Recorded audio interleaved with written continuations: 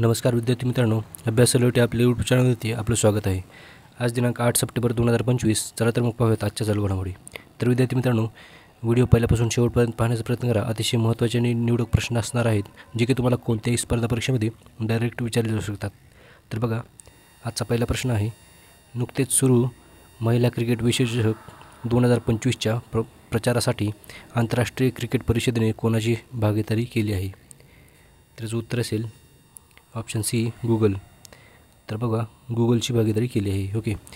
तर याचा उद्देश आहे, या भागीदारीचा उद्देश म्हणजे चाहत्यांच्या स्पर्धेच्या महत्त्वाच्या क्षणांशी, खेळाडूंशी आणि कथा आधारित प्रवासांशी सशक्तरित्या जोडणे आहे. ओके. तर उद्देश लक्षात ठेवा विद्यार्थी मित्रांनो.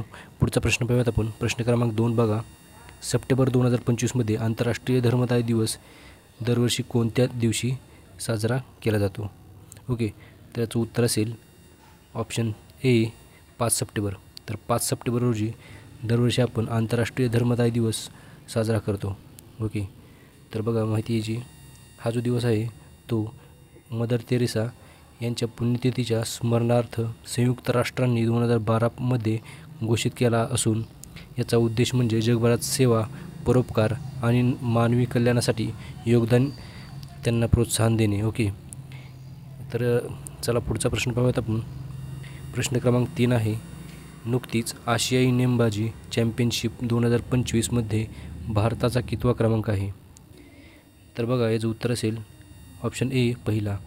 तर नुकतीच झालेल्या आशियाई नेमबाजी चॅम्पियनशिप 2025मध्ये भारताचा पहिला क्रमांक आहे. ओके. तर लक्षात ठेवा विद्यार्थी मित्रांनो, महत्त्वाचा प्रश्न आहे. ओके. चला पुढचा प्रश्न पाहूयात आपण. प्रश्न क्रमांक 4 आहे, नुकतेच कोणत्या देशाने नेपाळला हरवून SAFE अंडर-17 वर्षाखालील महिला अजिंक्यपद 2025 जिंकले आहे? तर बघा विद्यार्थी मित्रांनो, याचं उत्तर असेल ऑप्शन डी, भारत. ओके. तर भारताने हे अजिंक्यपदक जिंकले आहे. ओके. कोणत्या ह्याच्यामध्ये, कोणत्या स्पर्धेमध्ये? तर SAFE अंडर-17 वर्षाखालील महिला अजिंक्यपद 2025 या स्पर्धेमध्ये हे पदक जिंकले आहे. ओके. तर चला विद्यार्थी मित्रांनो, पुढचा प्रश्न पाहूयात. In praise of coalition politics हे पुस्तक कोणी लिहिले आहे? तर याचं उत्तर असेल ऑप्शन ए, मनोज के झा.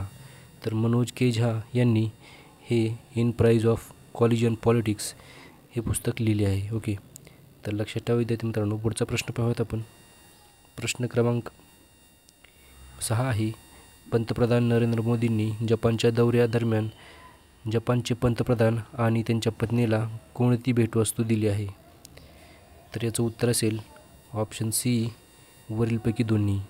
म्हणजेच पश्मिना शाल आणि बुनस्टोन बाउल सेट हे जे दोन्ही वस्तू आहेत, त्या पंतप्रधान नरेंद्र मोदी यांनी जपानला गेल्यावर जपानच्या पंतप्रधान आणि त्यांच्या पत्नीस भेटवस्तू दिली आहे. ओके. तर लक्षात ठेवा. पुढचा प्रश्न पाहूयात आपण. प्रश्न क्रमांक 7 बघा, भारतातील सर्वात मोठ्या विमान इंजिन चाचणी केंद्राचे उद्घाटन कोणत्या राज्यात करण्यात आले आहे? तर बघा, अतिशय महत्त्वाचा प्रश्न आहे. याचं उत्तर आहे ऑप्शन डी, उत्तर प्रदेश. तर उत्तर प्रदेशमध्ये नुकतेच हे उद्घाटन केले आहे. ओके.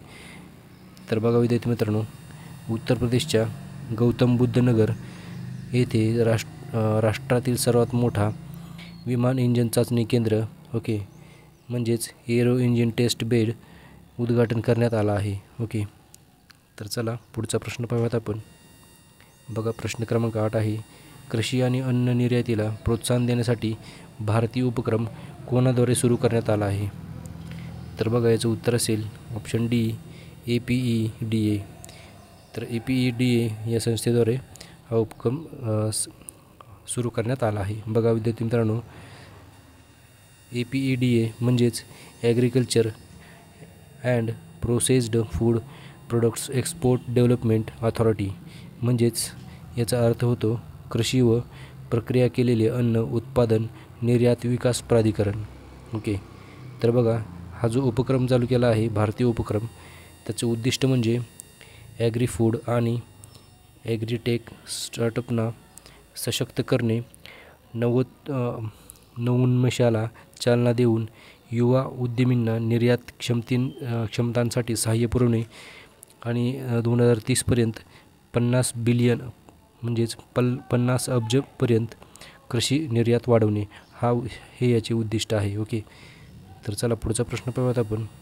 नुकतेच उत्तर पूर्व क्षेत्र बॅडमिंटन चॅम्पियनशिपचे उद्घाटन कोठे झाले आहे? तर याचं उत्तर आहे ऑप्शन बी, त्रिपुरा. तर त्रिपुरामध्ये उत्तर पूर्व क्षेत्र बॅडमिंटन चॅम्पियनशिपचे उद्घाटन झाले आहे. ओके, तर चला पुढचा प्रश्न पाहूयात आपण. बतुकम्मा उत्सव कोणत्या राज्यामध्ये साजरा करण्यात येणार आहे? तर याचं उत्तर असेल ऑप्शन डी, तेलंगणा. तर तेलंगणामध्ये हा जो बतुकम्मा उत्सव आहे तो साजरा करण्यात येणार आहे. तर बघा, हा जो उत्सव आहे हा तेलंगणाचा सर्वात मोठा लोकप्रिय पारंपरिक स्त्री उत्सव आहे. म्हणजेच फक्त स्त्रिया यांना साजरा करतात. ओके, तर बघा, हा जो उत्सव आहे तो महालक्ष्मी देवीच्या पूजेसाठी साजरा केला जातो आणि विशेषतः फुलांच्या रचनेने सजवलेल्या देवीच्या प्रतिकात्मक पूजेसाठी प्रसिद्ध आहे. ओके, तर माहिती लक्षात ठेवा विद्यार्थी मित्रांनो. व्हिडिओ आवडला असेल तर व्हिडिओला लाईक आणि चॅनल सबस्क्राईब करा. भेटूयात आपण उद्याच्या व्हिडिओमध्ये. धन्यवाद.